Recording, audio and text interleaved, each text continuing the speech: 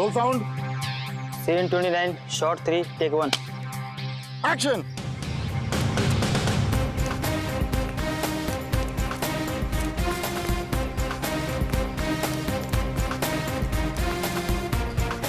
अगर इन लोगों ने मुझे पकड़ लिया तो मुझे जिंदा नहीं छोड़ेंगे। मुझे कैसे भी पुलिस को फोन कर इस ड्रग डील के बारे में इन्फॉर्म करना चाहिए। कहाँ जाऊं? हाँ हाँ, फोन बूथ।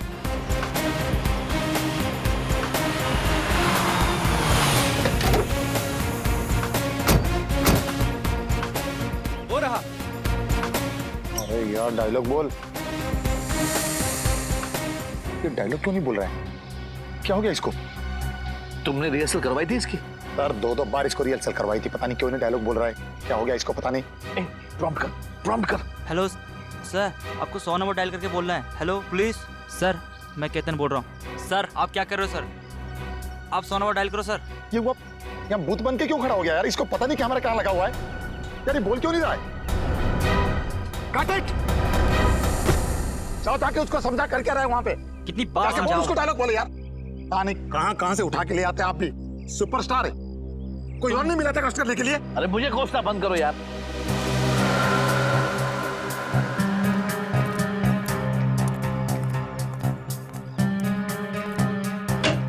सर आप डायलॉग बोल क्यों नहीं रहे हो सर? सर सर क्या हुआ सर? सर ओ सर सर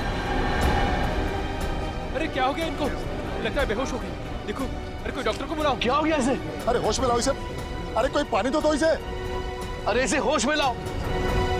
मेरे करोड़ों रुपए लगे फिल्म में, मैं लूट जाऊंगा, बर्बाद हो जाऊंगा। इसे होश में लाओ। सर उठिए सर। क्या हुआ सर? एक काम करो, डॉक्टर को फोन करो। कोई डॉक्टर को फोन करो। सर रौनक सर तो मर चुके सर। क्या? हाँ सर। ऐसे कैसे मर गया? अरे बल टेलीफोन बूथ पर कोई मर सकता है क्या? अभी तो अच्छा खासा डायलॉग बोल रहा था ये। मुझे लगता है जरूर इसको किसी ने मारा होगा। अभी सीआईडी को फोन करता हूँ। Hello CID.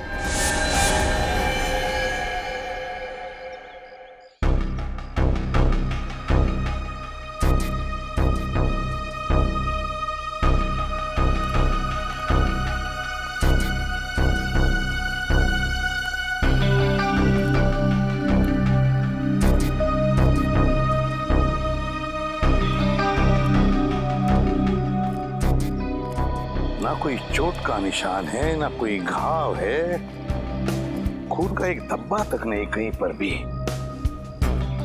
फिर भी इसकी मौत हो गई। कैसे?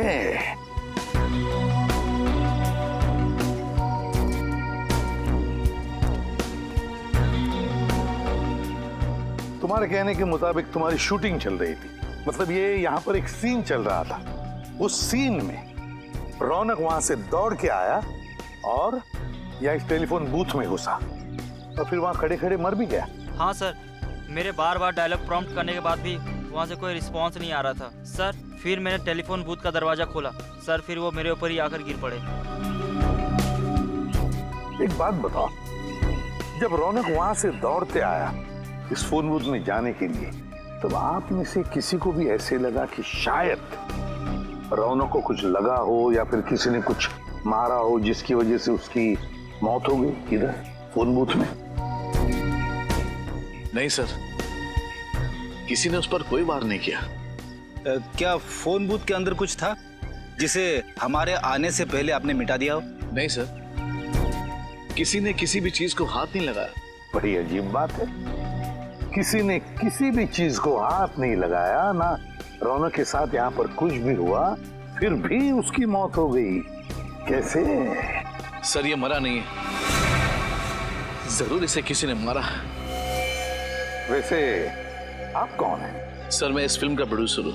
अच्छा, तो इस फिल्म के प्रोड्यूसर आप हैं और आप डायरेक्टर हैं।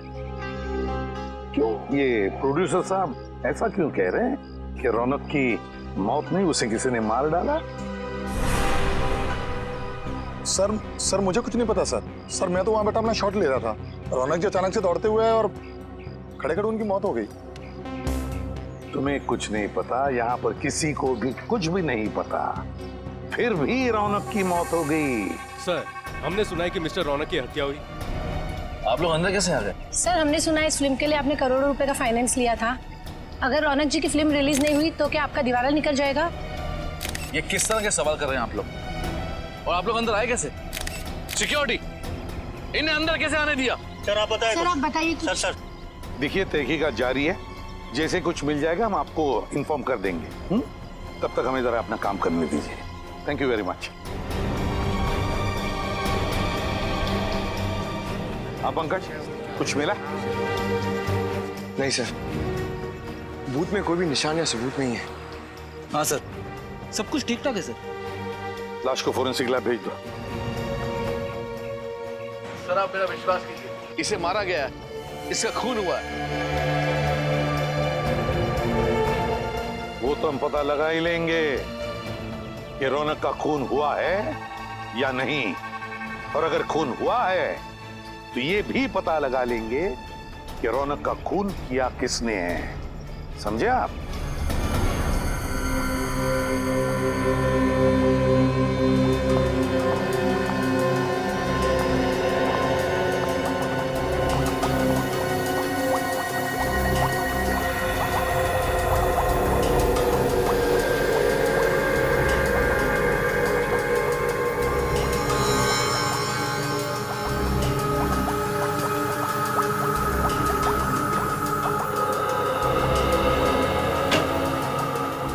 डॉक्टर तारिका, इसकी मौत की वजह पता चली?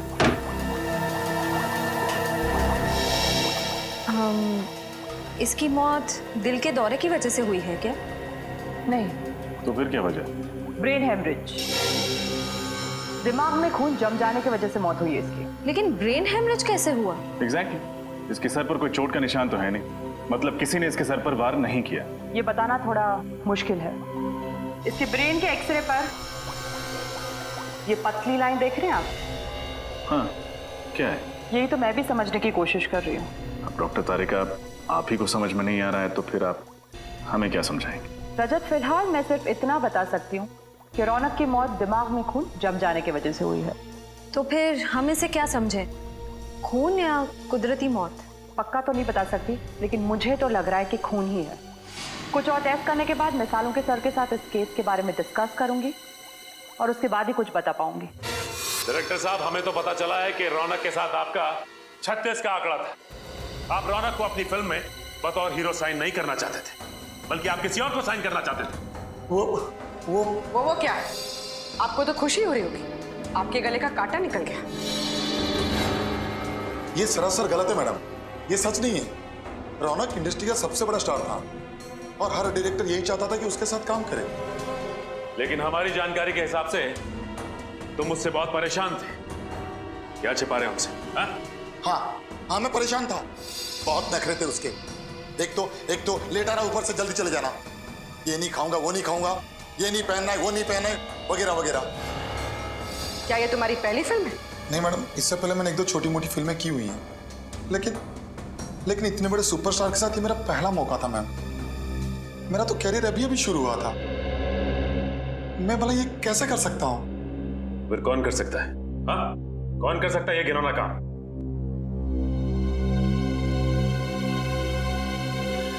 संकेत, ये क्या बकवास कर रहे हो तुम? कहीं पागल तो नहीं हो गए? मैं पागल नहीं हूँ सर, आप इनसे खुद ही पूछ लीजिए। उस दिन ये किसी बात को लेकर मेकअप रूम में रौनक से झगड़ रहे थे। क्या इनका और रौनक का झगड़ा हुआ था आपस में? जी सर। तुम्हारा दिमाग खराब तो नहीं हो गया?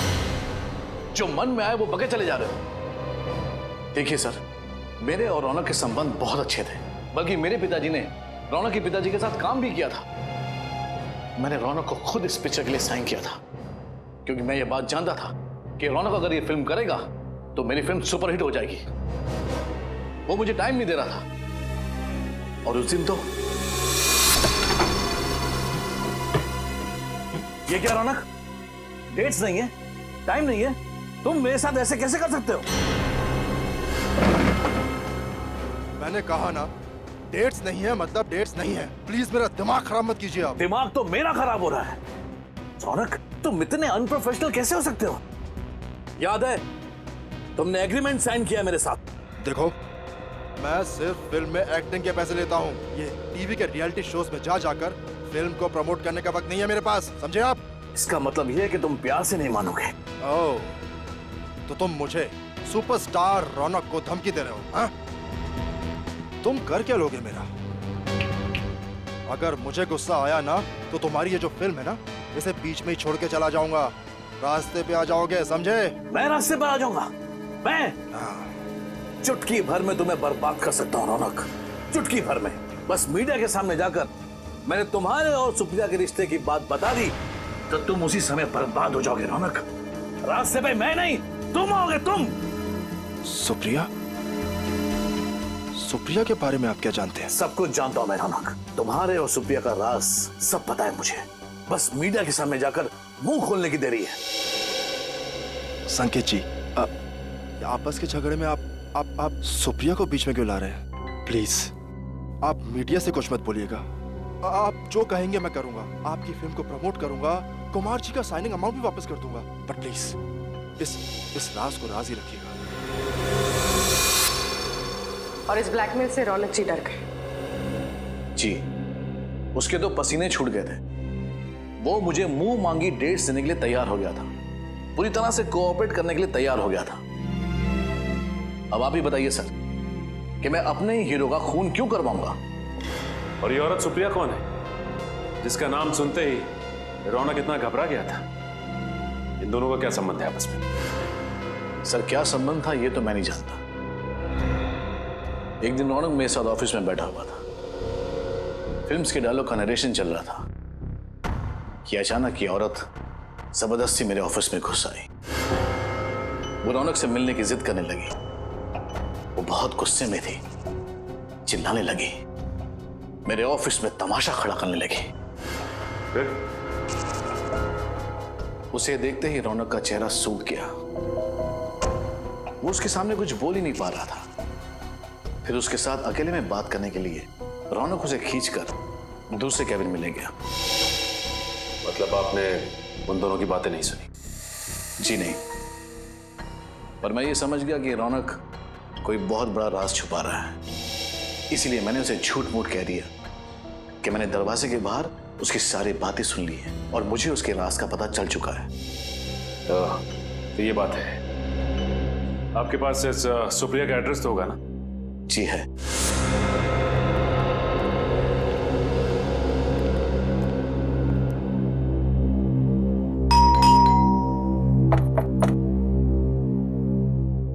क्या बात है सर, कब से बेल बजा रहे हैं, कोई दरवाजा नहीं खोल रहा। लगता है कोई घर में नहीं है। ठीक है, बिन बुलाए मेहमान बन जाते हैं।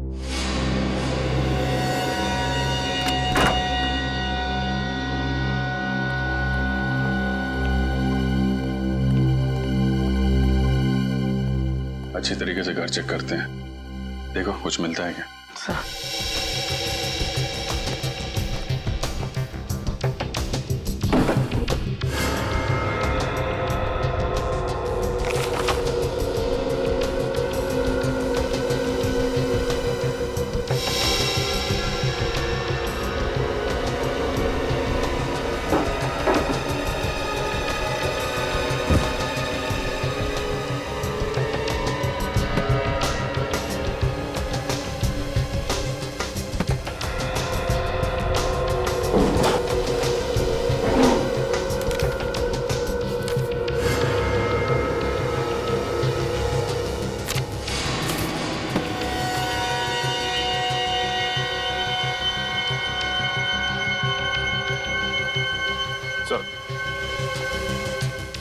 ये देखिए सर, रौनक और सुप्रिया की फोटो उस कमरे में किताब के अंदर छिपा के रखी थी।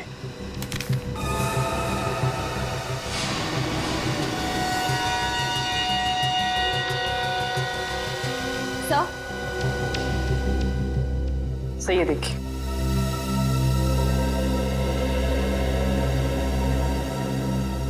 माय गॉड, तो ये चक्कर है। Marriage certificate. सर रौनक जी और सुप्रिया जी शादीशुदा थे। पर अगर सुप्रिया रौनक की बीवी थी तो ये बात इतने सालों तक उसने लोगों से छुपा के क्यों रखी? रौनक जी तो रहे नहीं, अब ये बात उनकी पत्नी सुप्रिया जी बताएंगे।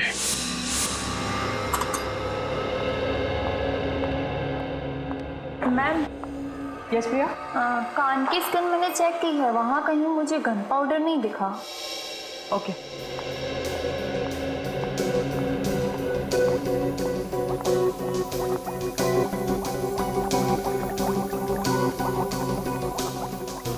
तो फिर हम लोग चलते हैं? नहीं मतलब यहाँ रुकने का कोई फायदा मुझे तो नहीं दिख रहा। फायदा है रजत। क्या? इंतजार खत्म हुआ आप लोगों का। रौनक की मौत गोली से हुई है। गोली से?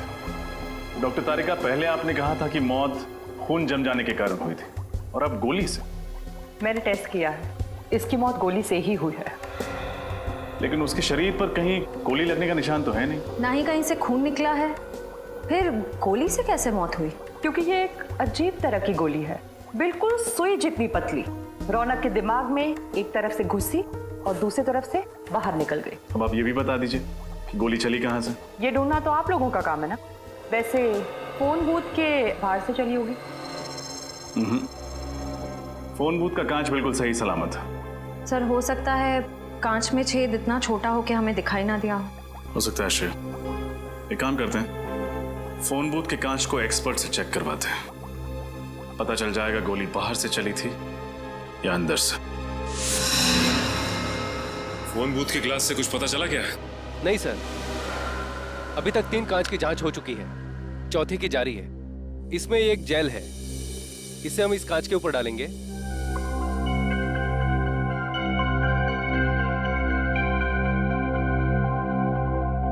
इस कांच पर फैलाने के बाद इसे एक सूखे कपड़े से पोंछ देंगे।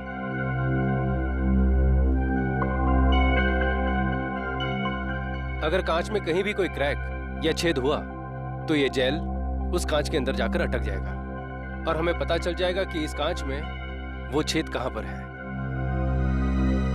सर, हमने टेलीफोन बूथ को अच्छी तरह से चेक किया था, अंदर कोई सुराग नहीं था।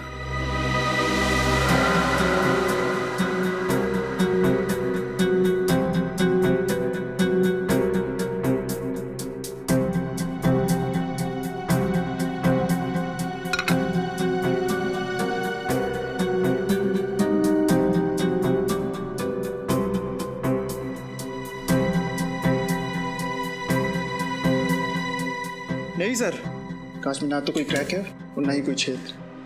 कमाल है, ये कैसे हो सकता है? बाहर से कोई भी हथियार बूथ के अंदर आया ही नहीं, फिर ये खून हुआ तो हुआ कैसे?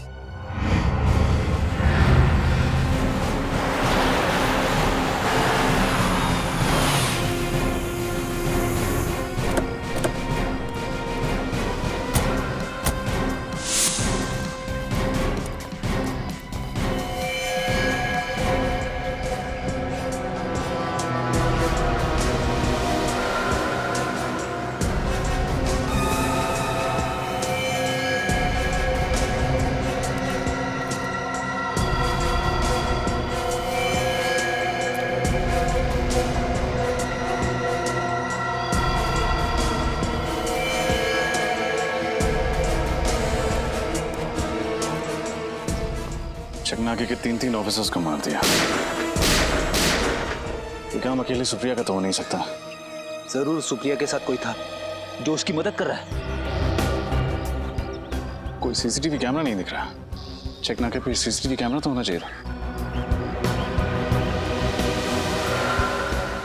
सर, वो रहा सीसीटीवी कैमरा, मगर टूटा हुआ है सर, वायर भी लटक रही है।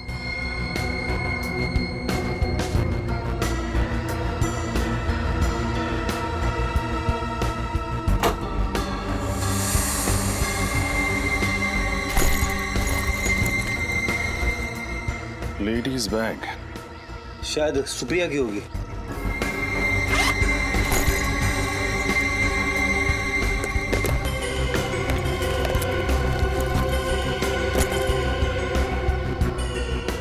सुप्रिया का ही है।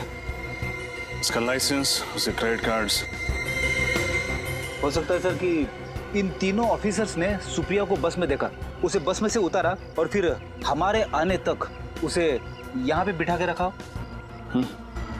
हो सकता है, लेकिन एक बात समझ में नहीं आ रही सर, अगर सुप्रिया अपने साथियों के साथ इन तीनों ऑफिसर्स का खून करके भाग गई तो फिर उसने ये पर्स यहाँ पे क्यों रखी? इसी सवाल का तो जवाब ढूंढना है फ्रेडी। कोई भी मुजरिम इतना बड़ा सबूत पीछे छोड़ के क्यों जाएगा? हो सकता है वो हमें गुमराह करने की कोशिश कर रही हो।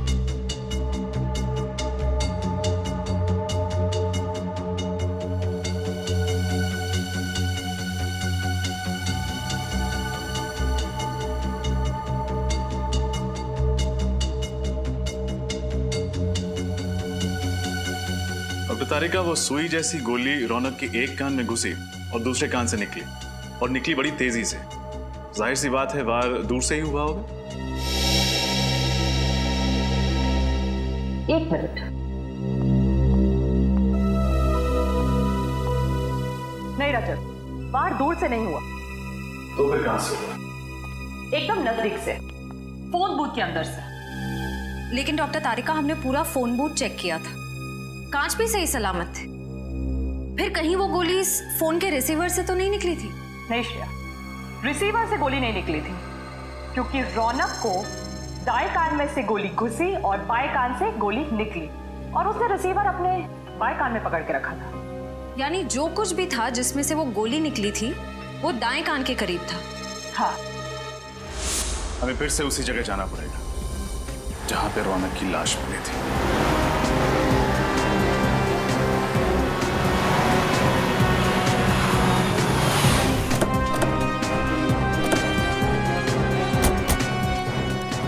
सर, हमने पूरे एरिया को सील कर दिया है। Very good. अब देखते हैं, अगर हमारी नजरों से कुछ छूटा है तो अभी मिलना ही चाहिए। सर, शूटिंग के लिए जो फोन बूथ यूज किया था वो इधर रखा गया था। हाँ, फोन बूथ इधर था, और उस फोन के असिस्टेंट डायरेक्टर ने यह बताया था कि रौनक वहां से दौड़कर आया और इस फोन बूथ में आके खड़ा हो गया, फोन किया। जैसे ही वो असिस्टेंट डायरेक्टर यहाँ पर आया, उसने फोन बूथ का दरवाजा खोला, तब रौनक अपने पीठ के बल ऐसे यहाँ गिर गया। सर, ये मिस्टर रौनक सुपरस्टार थे, मगर एक्टर अच्छे नहीं थे। पंकज, हम यहाँ रौनक के एक्टिंग के बारे में डिस्कस करने नहीं आए, समझे? नहीं सर, मेरे कहने का मतलब था कि उनको कभी डायलॉग याद ही नहीं रहते थे, इसलिए तो वो ईयरफोन पहनते थे डायलॉग प्रॉम्प्ट सुनने के लिए। क्या कहा तुमने? ईयरफोन? ईयरफोन? छोटा सा ईयरफोन, वो माइक्रोफोन, कॉर्डलेस। वो तो हमें लाश के ऊपर से नहीं मिला, फिर माइक्रोफोन गया कहां? वो माइक्रोफोन ढूंढो, ढूंढो, यहीं कहीं आसपास ही मिलना चाहिए।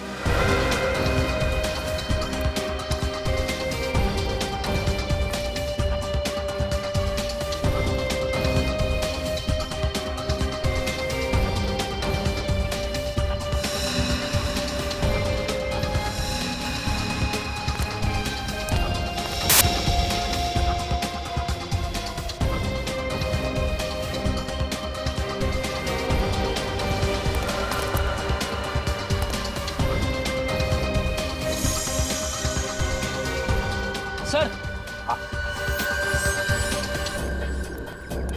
ये देखिए सर,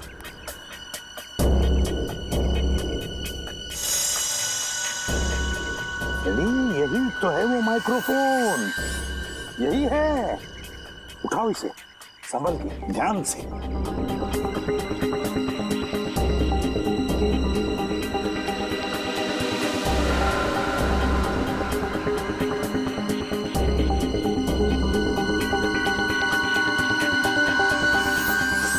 तो ये है वो माइक्रोफोन।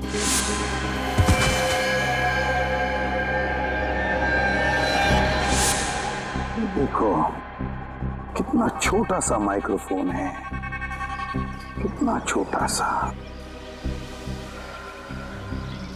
लगता है कुछ गड़बड़ है इस माइक्रोफोन में। जरा मैग्नीफाइंग ग्लास देना तो।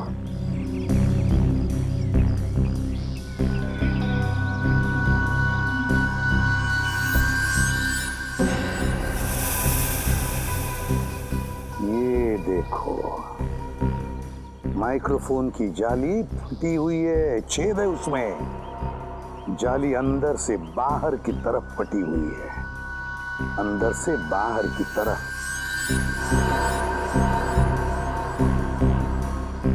अंदर से बाहर की तरफ फटी हुई है, इसका मतलब है इस माइक्रोफोन के अंदर कोई ऐसी चीज फिट की गई थी जो बड़े जोर से अंदर से बाहर की तरफ आई।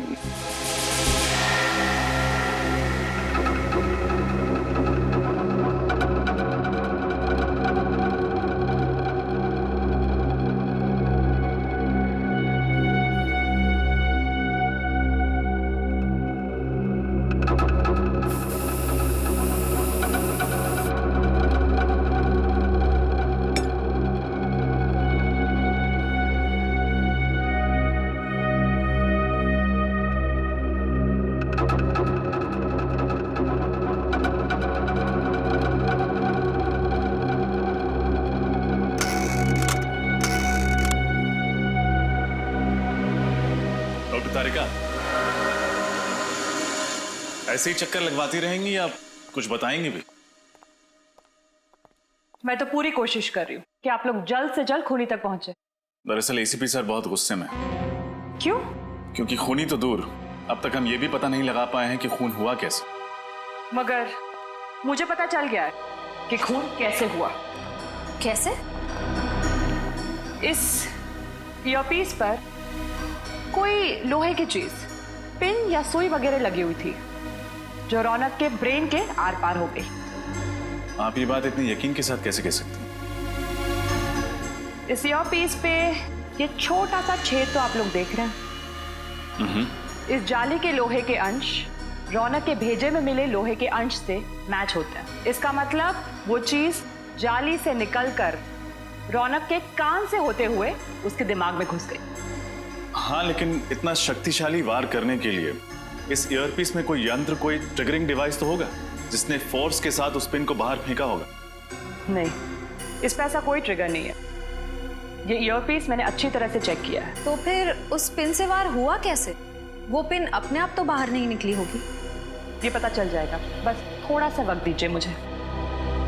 तब तक हमें उस आदमी का पता लगाना होगा जिसने ये खास किस्म का ईयरपीस बनाया है। इस प्रॉम्प्टर को ध्यान से देखिए। क्या ये आपके यहाँ का है? हाँ, ये तो हमारे यहाँ का ही माल है। पर ये आपको कहाँ से मिला? ये तो रौनक के पास था। रौनक की लाश के पास से। क्या? जी हाँ, रौनक का इस प्रॉम्प्टर से खून हो गया है। सर, पर ये तो एक छोटा सा माइक्रोफोन है। इतनी छोटी चीज से किसी की जान कैसे जा सकती है? जा सकती नहीं, बल्कि जा चुकी है। ये देख रहे हैं आप, इस प्रॉम्प्टर की ये स्पीकर की जो जाली है, इसमें शायद किसी ने पिन डाला था। क्या ये पिन आपने डाला था? जी हाँ, बिल्कुल, ये पिन मैंने ही डाली थी। लेकिन क्यों डाला था ये पिन आपने? सर, रौनक जी के ऑफिस से उनकी सेक्रेटरी का फोन आया था। उनकी सेक्रेटरी? कोई औरत? हाँ, वो एक औरत थी और उसी ने मुझे कहा था ये पिन प्रॉम्प्टर के स्पीकर में डालने को। उसने कहा और आपने मान लिया? हाँ, पर तभी मुझे कुछ अजीब नहीं लगा था। उसने कहा था कि रौनक जी एक एक्शन सीक्वेंस शूट करने वाले हैं जिसमें खूब उछलना कूदना होगा, इसलिए उन्हें ये पिन चाहिए थी जिसकी वजह से प्रॉम्प्टर कान में अपनी जगह से हिले नहीं। लेकिन सर, रौनक की तो कोई सेक्रेटरी नहीं थी ना? हाँ श्रेया, इस खूनी ने ये खून बड़ी बारीकी से प्लान किया था। मुझे तो लगता है कि सुप्रिया का भी हाथ है इसमें।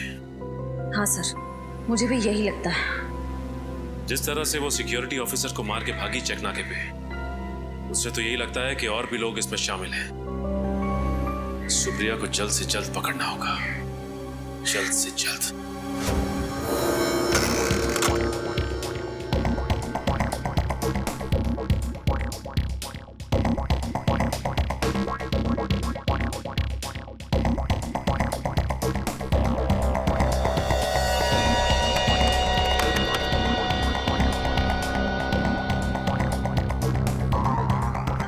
डॉक्टर तारिका, उस ईयरपीस में कोई यंत्र था या नहीं, कुछ पता चला?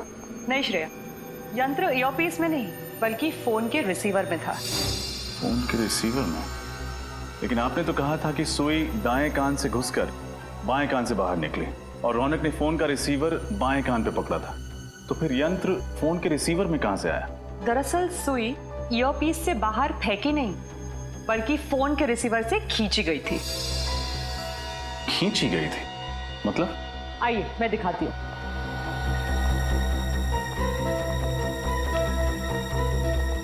ये देखिए, ये है वो सुई जिसे रौनक की मौत हुई, मैग्नेट से चिपकी हुई। और इस चुंबक की वजह से सुई दाएं कान में घुसी और बाएं कान से बाहर निकल आई। जी हाँ, और ये मैग्नेट कोई मामूली मैग्नेट नहीं है, ये एक खास किस्म का मैग्नेट है जिसे नियोडाइमियम मैग्नेट कहते हैं। इसकी चुंबकीय शक्ति एक मामूली मैग्नेट से 10 गुना ज्यादा होती है। और इसके अलावा इस मैग्नेट पर ये बैटरी भी लगी हुई थी अलग से, जिसकी वजह से ये शक्तिशाली मैग्नेट और भी पावरफुल हो गया। और पावर बढ़ जाने की वजह से ये सुई आसानी से मैग्नेट की ओर खिंच गई। हाँ, और फोन के अंदर इस मैग्नेट में जा चिपकी, इस वजह से हमें दिखी भी नहीं। सर, इतनी खतरनाक प्लानिंग, ये काम तो किसी इंजीनियर का ही हो सकता है। सही कहा तुमने श्रेया, इंजीनियर। सुप्रिया भी तो इंजीनियर ही है ना? वो एक गाड़ी बनाने वाली फैक्ट्री में काम करती है। हाँ सर।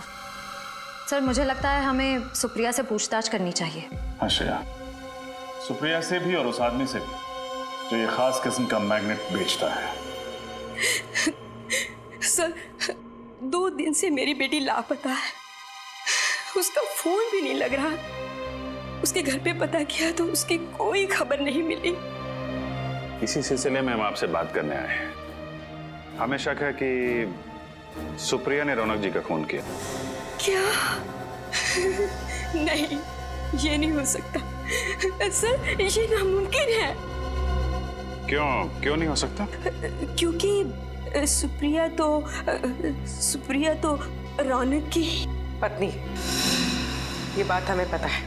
देखिए, कुछ और लोग भी मिले हैं सुप्रिया के साथ जो उसकी मदद कर रहे हैं। सुप्रिया चेक नाके पे पकड़ी गई थी, वहां पे 3 पुलिस वालों को मार के वो लोग फरार हो गए। नहीं सर, ऐसा नहीं। आप मेरी बेटी पर गलत इल्जाम लगा रहे हैं। वो किसी का खून कर ही नहीं सकती। अरे रौनक का तो कभी नहीं। वो दोनों तो एक दूसरे से इतना प्यार करते थे, कॉलेज में दोनों इकट्ठे पढ़ते थे सर, और पढ़ाई खत्म होने के बाद दोनों ने शादी कर ली। अगर ऐसी बात है तो फिर रौनक जी ने अपनी शादी के बाद दुनिया वालों से छिपाई क्यों नहीं बताया कि सुप्रिया उनकी पत्नी है? क्योंकि सर उसे ऐसा लगता था कि एक शादीशुदा लड़का सुपरस्टार नहीं बन सकता, और इसलिए उसने अपनी और सुप्रिया की शादी सबसे छुपाई। सुप्रिया को भी कोई शिकायत नहीं थी। और 2 साल पहले। क्या हुआ 2 साल पहले? वो रौनक ने ड्रग लेना शुरू कर दिया था। उसको ड्रग की बुरी आदत पड़ गई थी। क्या? ड्रग्स लेने की आदत? हाँ सर, वो उसने जब से ड्रग लेना शुरू किया तो उसने सुप्रिया को मारना पीटना शुरू कर दिया, और फिर सुप्रिया से ये सब सहन नहीं हुआ तो उसने रौनक को छोड़ दिया और मेरे घर पर रहने के लिए आ गई।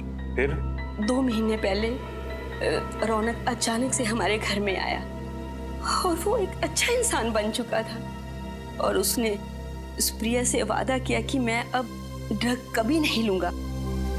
तो सर, वो तो दोनों बहुत खुश लग रहे थे, खुशी खुशी रह रहे थे। ठीक है, अभी हम लोग चलते हैं और जरूरत पड़ेगी तो आपसे दोबारा मिलेंगे। Thank you. ऐसा लगता है कि सुप्रिया की माँ ठीक कह रही है। हो सकता है। अगर सुप्रिया ने खून नहीं किया है तो फिर भाग क्यों रही है? हाँ हाँ सर, नहीं सर, कम से कम 50 पीस का ऑर्डर देना होगा। हाँ नहीं, मैं डिलीवरी तो सर क्या है, डिलीवरी के लिए आपको अपने बंदे को भेजना होगा। ठीक है, मैं ऑर्डर लिख लेता हूँ, don't worry. Thank you. Excuse me. जी कहिए। हम लोग सीआईडी से। जी कहिए। इस मैग्नेट को ध्यान से देखिए। क्या ये आपके यहाँ से सप्लाई किया गया है? जी हाँ सर, बिल्कुल सर, ये बहुत ही बढ़िया क्वालिटी का मैग्नेट है और ये आसानी से नहीं मिलता है। अच्छा, ऐसा क्या खास है इसमें? सर ये मैग्नेट बहुत ही पावरफुल है, अर्थ मैग्नेट। लेकिन इस मैग्नेट के बारे में सीआईडी क्यों पूछताछ कर रही है? अबे मैग्नेट से किसी का खून हो गया। क्या? खून इस मैग्नेट से? सर ऐसा कैसे मुमकिन है? देखिए ये तो मुमकिन है, लेकिन आप फिलहाल ये बताइए कि ये मैग्नेट आपने किसको सप्लाई किया था? सर 2 दिन पहले एक आदमी का फोन आया था, वो इसी साइज का मैग्नेट चाहता था। सर पहले तो मैंने उसे मना कर दिया था। क्यों? क्योंकि वो एक ही मैग्नेट खरीदना चाहता था और मैं तो होलसेलर हूँ सर। फिर क्या मैम, लगता है उसे इस छोटे साइज के मैग्नेट की सख्त जरूरत थी। वो 50 पीस का ऑर्डर देने के लिए रेडी हो गया। फिर मुझे क्या था, मैं भी मान गया। लेकिन आपको कैसे पता कि उसे एक ही चुंबक चाहिए था? मैम जब वो डिलीवरी के लिए आया तो मैंने उसे जब बॉक्स दिया तो उससे बॉक्स में से सिर्फ एक ही मैग्नेट निकालकर मुझसे बोला कि बाकी के सारे मैग्नेट मैं रख लूं, वो भी बिल्कुल मुफ्त। ये बाकी के चुंबक हम देख सकते हैं? नहीं सर, वो क्या है कि जगह छोटी है ना, तो मैं स्टॉक ज्यादा रखता नहीं हूँ। ठीक है, उसका नाम बता लो। सर नाम पता भी नहीं है। उसका चेहरा तो देखा था तुमने, स्केच बनवा सकते हो? नहीं सर, उसका चेहरा मुझे याद नहीं है। तुम्हें उसने फोन किया था ना, फोन नंबर है तुम्हारे पास या वो भी नहीं है? जी, उसने लैंडलाइन पे फोन किया था सर। अच्छा, कितने बजे फोन किया था उसने? शाम को 6 से 7 के बीच। 6 से 7 के बीच? 6 से 7 के बीच जिसने भी ने फोन किया उनकी लिस्ट लिखवाओ।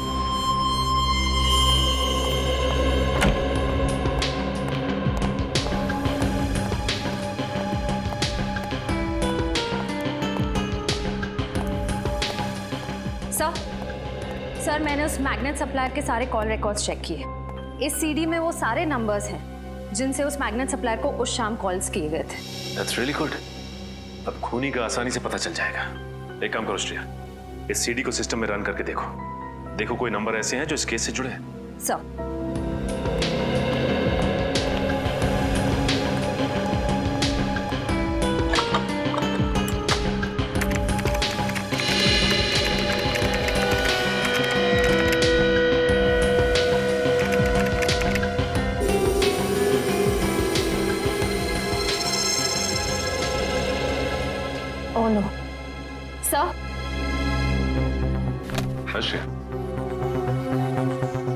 इसका नंबर है? सर उस शाम 6 से 7 के बीच इस लैंडलाइन नंबर से कॉल किया गया था और ये नंबर उस ऑटोमोबाइल कंपनी के नाम रजिस्टर्ड है जिसमें सुप्रिया काम करती है। ये क्या चक्कर है? मगर सुप्रिया की माँ को तो पूरा यकीन है कि सुप्रिया बेकसूर है। हाँ सर, और रौनक की मौत से सुप्रिया को कोई फायदा नहीं होने वाला था। इनफैक्ट 2 महीने पहले दोनों में सुलह भी हो गई थी। शायद ये भी तो हो सकता है कि रौनक की प्रॉपर्टी के लिए सुप्रिया ने उसका खून कर दिया। लेकिन सर रौनक ने अपनी सारी प्रॉपर्टी, सारे इन्वेस्टमेंट सुप्रिया के नाम कर दिए थे। उसके सारे डॉक्यूमेंट्स मुझे सुप्रिया के कमरे से ही मिले थे। कमाल है, अगर सुप्रिया को पहले से ही पता था कि रौनक ने सारी प्रॉपर्टी उसके नाम कर दी है तो फिर वो रौनक क्यों मारेगी? सर यही तो समझ में नहीं आ रहा। एक काम करते हैं श्रेया, इस सुप्रिया के ऑफिस चलते हैं, क्योंकि ये फोन सुप्रिया के ऑफिस के लैंडलाइन से आया था, उसके मोबाइल से नहीं। मतलब बात कुछ और ही है। एक्सक्यूज मी, यहाँ का इंचार्ज कौन है? जी मैं यहाँ का सुपरवाइजर हूँ परेश। क्या बात है सर? देखिए हम लोग सीआईडी से और एक खून की तहकीकात कर रहे हैं। हमें शक है कि आपके एक कर्मचारी सुप्रिया ने खून किया है। सुप्रिया और खूनी? मुझे विश्वास नहीं हो रहा है सर। देखिए आपको विश्वास हो ना हो, लेकिन सुप्रिया ने अपने पति का खून किया है।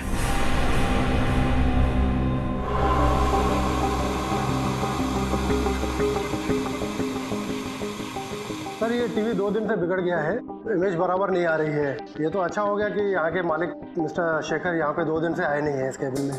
इसका मतलब ये टीवी आपको 2 दिन से प्रॉब्लम दे रहा है? हाँ जी हाँ। श्रेया, मुझे याद है कि बचपन में टीवी के सामने अगर हम चुंबक रखते थे, मेरा मतलब है मैग्नेट, तो इसकी इमेज खराब हो जाती थी, कुछ दिखाई नहीं देता था ठीक से। हाँ सर, कहीं इस टीवी के पास भी तो लगता तो ऐसे ही है।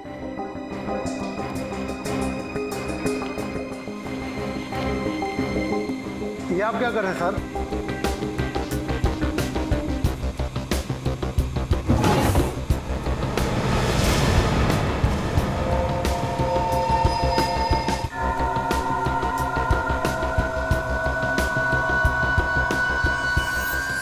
सर, इन मैग्नेट्स की साइज बिल्कुल वैसी ही है जैसी हमें उस फोन के रिसीवर में मिली थी।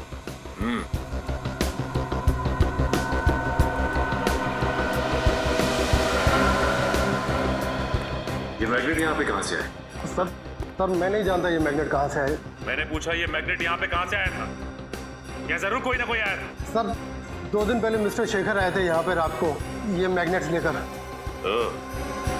तो मिस्टर शेखर अपने कैबिन में आए थे 2 दिन पहले, और वो भी रात को, और इन मैग्नेट्स को यहां पर रखकर चले गए।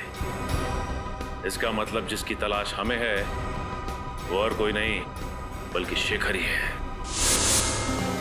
नीचे करो। क्या हाल बना रखा इसका? मर तो नहीं गई? जिंदा है सर। बच गए तुम दोनों आज। आज का दिन तुम दोनों के लिए आखिरी दिन होता। इसमें हमारी क्या गलती है सर? गलती के बच्चे, कितने घंटे हो गए अब तक होश में क्यों नहीं आई? पूरी बोतल क्लोरोफॉर्म की सुंगा दी क्या इसको? नहीं बॉस, चेकनाका पर जब कांस्टेबल को गोली मारी तो ये भागने लगी। पकड़ने की कोशिश की तो हाथ में काट लिया, शायद इसलिए ज्यादा क्लोरोफॉर्म सुंघा दिया। कितना बोलता है तू? अब चुप कर, जाके पानी लेके इसके मुंह पे छाट। हाँ बॉस।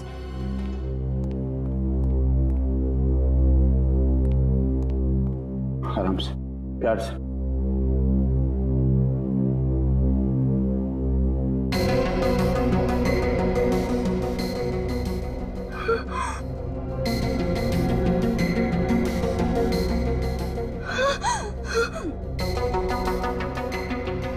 शेखर, होश में आते ही पहचान लिया? सही कहा तुमने, सही मायने में आज पहचाना है तुम्हें। क्या करूं डार्लिंग, मैं मजबूर था। वो कहते हैं ना, प्यार और जंग में सब कुछ जायज है।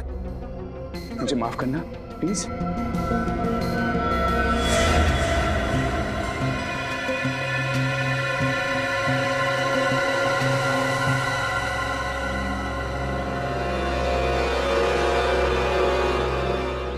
इतना बड़ा धोखा शेखर। मैं धोखेबाज नहीं हूं सुप्रिया, मैं तुम्हें कोई धोखा नहीं दिया। मैं तो तुम्हें पागलों की तरह प्यार करता हूं। ये कैसा प्यार शेखर? पहले तुमने रौनक को मार दिया और अब मुझे यहाँ। ओह, तो ये है शेखर। इसी ने सुप्रिया को किडनैप करके रखा हुआ है। सर, कुंडों के पास गन्स है। अगर हम सीधे घर के अंदर घुसेंगे तो सुप्रिया की जान को खतरा हो सकता है। एक काम करते हैं, जिस मैग्नेट का इस्तेमाल इस शेखर ने किया था रौनक को मारने के लिए, उसी मैग्नेट का इस्तेमाल हम भी करेंगे। वो कैसे सर? याद है श्रेया तुम्हें डॉक्टर तारिका ने क्या कहा था कि अगर इस चुंबक पे इलेक्ट्रिक का इस्तेमाल करो तो इसकी शक्ति और बढ़ जाती है। बस हमें एक इलेक्ट्रिकल वायर की जरूरत है। आसपास देखते हैं, चलो।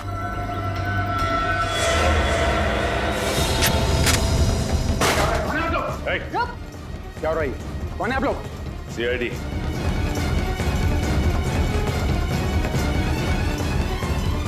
सीआईडी? हाँ, CID mister Shekhar. Mister Shekhar, जिस तरह मैग्नेट से तुमने रौनक को मारा ना, उसी तरह मैग्नेट से हमने तुम्हें अपने कब्जे में कर लिया। गलती भी नहीं भागने की। सीआईडी से कोई नहीं बच सकता।